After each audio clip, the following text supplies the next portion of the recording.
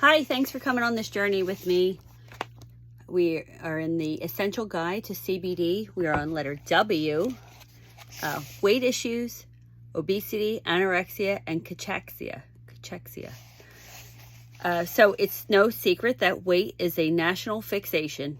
Most of the scale obsession focuses on weight loss as obesity levels continue to rise around the world. There's evidence that CBD may help with obesity and related issues. Cannabis may be helpful for cachexia, which is loss of weight and appetite in someone who is not actively trying to lose weight, and anorexia, an emotional disorder characterized by obsession with weight loss and refusal to eat. With regard to overweight and obesity, there are many theories as to why the population has grown heavier and people struggle to lose weight and keep it off. Certainly diet and lack of exercise play a role, but so does our endocannabinoid system. Isn't that amazing? It affects everything, which of course is also connected to and influenced by our diet and exercise habits. And there's growing evidence that CBD may be able to help improve metabolism and assist with weight loss and rebalancing the endocannabinoid system and priming the gut-brain axis. Gut health is really important. In fact, classic weight loss strategies like diet and exercise may work in part by improving cannabinoid receptor signaling, according to Brazilian scientists at the Federal University of Sao Paulo. As we learned in Chapter 4, exercise improves endocannabinoid tone. So you don't know what Chapter 4 was, but I've been going through this book. So does a healthy diet, low in sugar and carbs, and rich in leafy greens, polyphenols, probiotics, essential fatty acids, and high fiber foods. And that in turn helps with weight loss. So whatever your theory is on nutrition, this is this book's theory. There's also evidence that CBD may help you eat less by reducing your appetite, whereas THC is well known, that would be like pot, well known to cause hunger, aka also known as the munchies, by stimulating CB1 receptors. CBD does not. In fact, CBD may trigger a molecular response that reduces appetite. This is so fascinating, isn't it? A 2012 study found that rats given CBD ate significantly less when offered food. But such studies have not been done on humans yet, because follow the money. Because who's going to pay for that? Because the diet industry is a multi-billion-dollar industry, right? Interestingly, though, THC does appear to stimulate appetite. Marijuana users as a demographic are less obese and are less likely to develop metabolic syndrome than non-users, according to a study of nearly 8,500 adults ages 20 to 59, conducted by scientists at the University of Miami in Florida, published in the American Journal of Medicine. Several factors may contribute to this curious but noteworthy finding.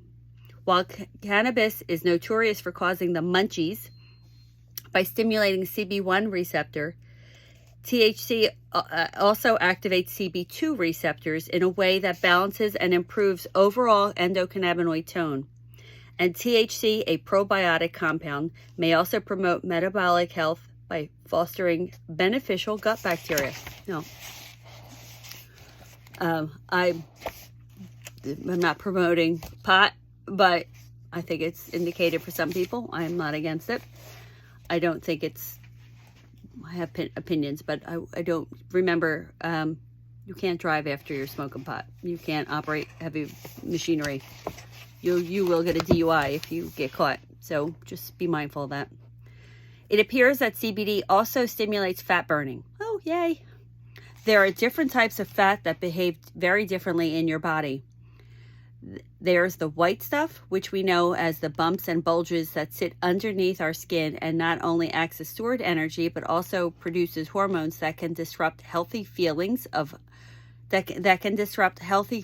hunger and satiety. Then there's brown fat. This type of fat you actually want more of because it's metabolically active and helps burn white fat. Think of white fat like the kind of cheesy stuff. We don't want all that. There's even beige fat, which is white fat that acts like brown fat.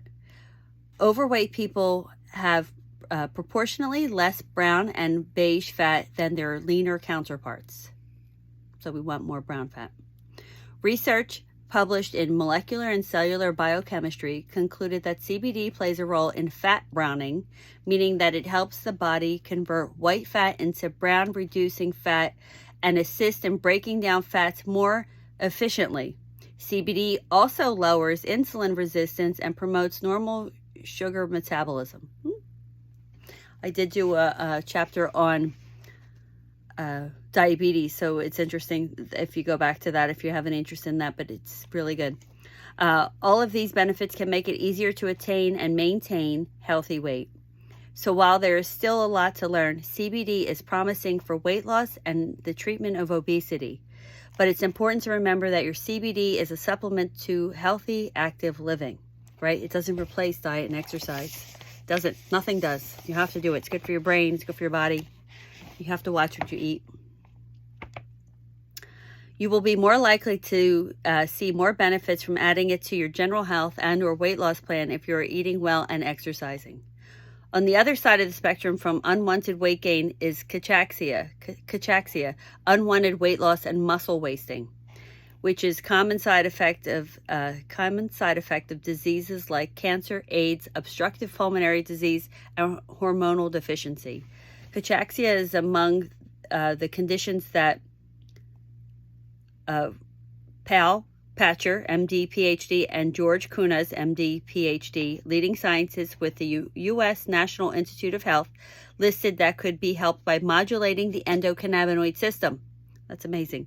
Since the ECS, endocannabinoid system, helps regulate appetite and activating CB1 receptors can stimulate appetite, cannabis products can offer some hope for treating cachexia and anorexia. Unchecked cachexia may lead to anemia and weakness to the point of immobility. So that's dangerous. The wasting syndrome was one of the telltale signs of HIV infection, and it also was one of the main reasons why people with AIDS embraced cannabis as a therapeutic when the AIDS epidemic exploded in the 80s. I was around in the hospital then in the 80s, and I remember seeing our first HIV patients, and what a time that was. Rest their souls. More than any other single factor, it was AIDS crisis that made access to cannabis an urgent, cutting-edge issue in California, leading to the legalization of medical marijuana in 1996. Today, cannabis is allowed for the treatment of cachexia in many, in many U.S. states where medical marijuana is legal. Anorexia has one of the highest death rates of any psychiatric condition. THC is a well-known appetite stimulant, and studies on both THC and dronabinol, which is a synthetic form of pure THC, showed that both helped people with anorexia gain some weight. Though most of the scientific attention has centered on THC for its appetite-stimulating abilities, cannabis, especially CBD-rich cannabis, may have greater therapeutic value than THC alone, which has been available by prescription since 1985. Adding CBD to the mix may provide additional benefits since anorexia is a complex condition that also involves anxiety and obsession, both which may benefit from CBD. And just to remind you, if you don't remember CBD, where it comes from, or they're all forms of cannabis, right? So it could be marijuana plant, which is mostly THC, which will get you high, and hemp plant, which is mostly CBD and very little THC. So I had learned before, I can't say if it's true or not, but I had heard that if you were very high from marijuana, you could take some CBD to bring the buzz down. I haven't tried it. It's just what I heard. So THC, medical marijuana, has been very helpful for cancer patients, because when you're going through chemo and all that stuff, they often lose their appetite. So, and they need to keep their nutrition up. So it's been helpful for those patients too. Remember, the most important thing is that you know the quality of the CBD that you're taking. This is an unregulated market. Most of the CBD on the shelves, 80% of them come from China, and it's not regulated, so you really don't know what you're putting in your body. Someone could put motor oil in there and put CBD label on there. And the other important thing is being consistent with it. You want to take it. You want to replenish your endocannabinoid system. I hope that's helpful to you. If you have any questions, please reach out. And I look forward to going on this journey some more with you.